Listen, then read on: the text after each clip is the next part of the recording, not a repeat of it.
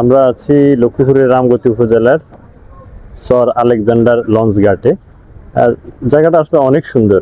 আমরা কুমিল্লা থেকে 8 জন কলিগ এসেছি। এখান থেকে লঞ্চ ছেড়ে যায় ভোলা সহ বিভিন্ন জেলায়। এখানে ময়ূরপঙ্খী নাও, লঞ্চ নদীর ঢেউয়ের তালে তালে ধুলছে। এখানে দাঁড়ালেই আপনার কাছে অন্যরকম একটা ভালো লাগা ধোলা দিবে, ভালো লাগবে। যে লঞ্চ ঘাটে বসে আছি আমরা, এই লঞ্চ ঘাটটি থেকে ভোলা, দৌলতগঞ্জ সহ বিভিন্ন স্থানে লঞ্চ গিয়ে থাকে। অত্যন্ত চমৎকার এবং মনোরম পরিবেশে দেখে দক্ষিণে হাওয়া বয়ে যাচ্ছে। সমুদ্র এবং আমাদের পদ্মা মেঘনার রূপ দেখতে আসলে লক্ষ্মীপুর জেলাতেই আসা উচিত। আমরা যেখানে রয়েছে এটা হচ্ছে চর আলেকজান্ডারের একটি লঞ্চ ঘাটে। আমরা লঞ্চের ঠিক উপরে বসে আছি।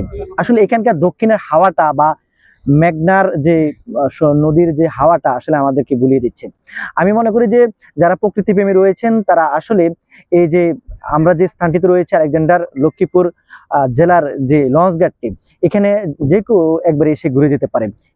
আসলে এই চর আলেকজান্ডার যেই ঘাটে, সেখানে আমি প্রথম এসেছি আর কি জীবনে।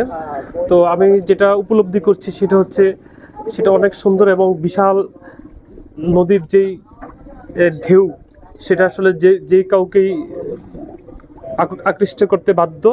এবং এখানে এসে মজার একটা বিষয় জানলাম যে সকাল 6:30 এবং 1:30টায় দুটি লঞ্চ ছেড়ে যায়। তো এর বাইরে এরপরে যদি স্থানীয় মানুষজন আছেন তারা কিন্তু আসলে যাতায়াত করার সুযোগ পান না। তো নির্দিষ্ট একটা সময় ধরে এই অঞ্চলের মানুষ বছরের পর বছর ধরে কিন্তু যাতায়াত করে আসছেন।